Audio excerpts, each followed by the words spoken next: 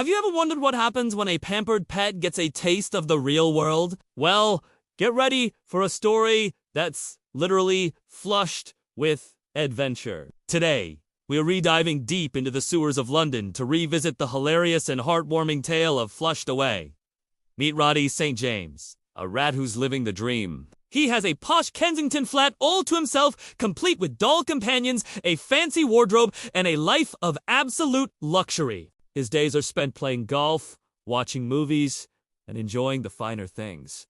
For Roddy, life is perfect. He's the king of his gilded cage, and he wouldn't have it any other way. But as we all know, a perfect life is often just one flush away from chaos. The chaos arrives in the form of Sid, a slobbish sewer-dwelling rat who bursts up through the kitchen sink looking for a place to crash. Sid is everything Roddy is not.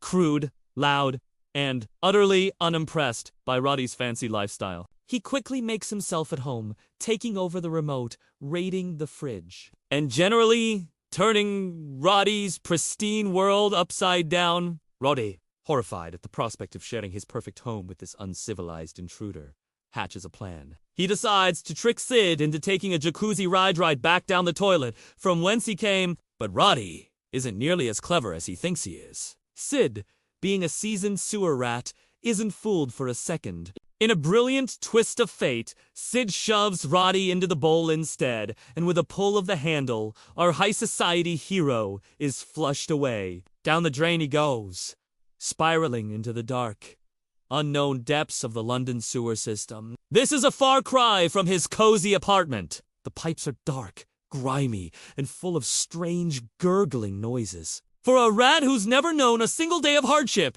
it's an absolute nightmare. Just when he thinks things can't get any worse, Roddy lands in a place he never could have imagined. A sprawling, bustling metropolis hidden beneath the streets of London. This is Retropolis, a city built from discarded human junk, populated by thousands of rats, frogs, and slugs. It's a vibrant, chaotic world, complete with its own version of Piccadilly Circus and Tower Bridge. For Roddy, it's a massive culture shock. He's completely out of his element, a posh rat in a world of street-smart survivors. All he wants is to get back to his comfortable life topside, desperate for help. He's told to find the Jammy Dodger, a famous boat captain who can supposedly navigate the treacherous sewer currents. That's when he meets the one and only Rita Malone. Rita is the captain of the Jammy Dodger, and she's as tough and resourceful as they come. She's a scavenger, constantly on the lookout for valuable junk to support her massive family. She's brave, independent, and has no time for a naive, upper-class rat like Roddy. Their first meeting is less than friendly. Roddy, in his panic, accidentally gets her tangled up with some very dangerous characters.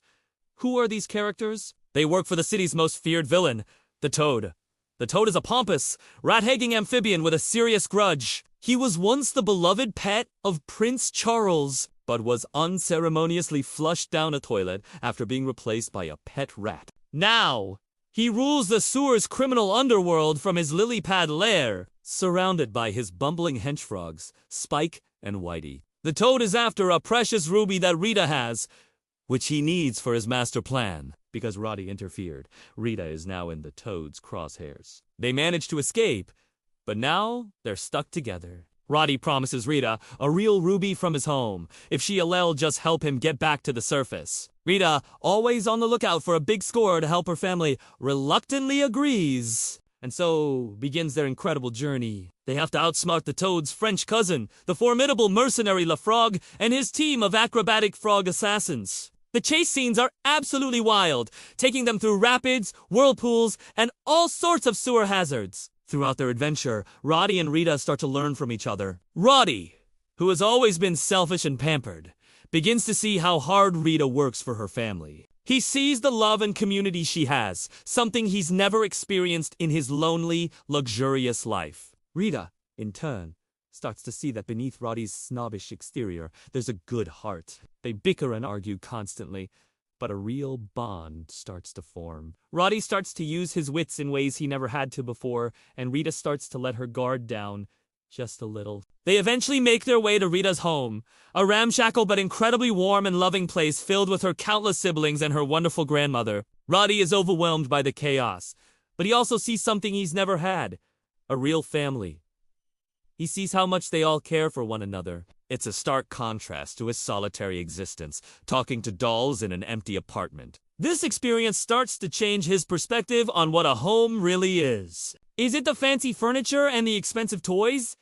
Or is it the people who fill it with love and laughter? Meanwhile, the Toad has been busy putting his diabolical plan into motion. He doesn't just want the ruby. He wants revenge on all of Ratkind for stealing his place as a royal pet. His plan is to open the floodgates during the World Cup final when all of London will be flushing their toilets at halftime. The resulting tidal wave will destroy Retropolis and wash away every single rat. It's a truly evil scheme, and he's captured Rita and Roddy to ensure no one can stop him. Trapped in the Toad's lair, Roddy and Rita have to use all their courage and ingenuity to escape. Roddy, no longer the cowardly pet he once was, steps up in a big way. He manages to outsmart the Toad's guards and frees himself and Rita.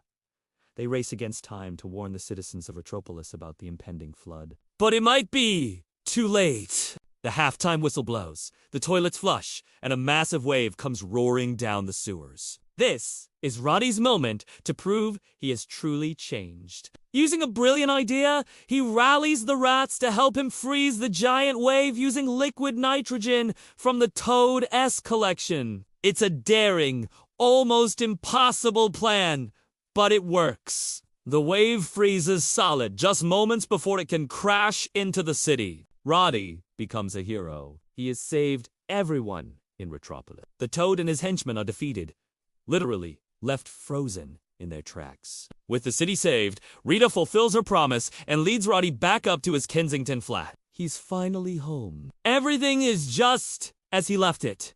The golden cage, the fancy clothes, the quiet solitude. But something is different. It feels empty.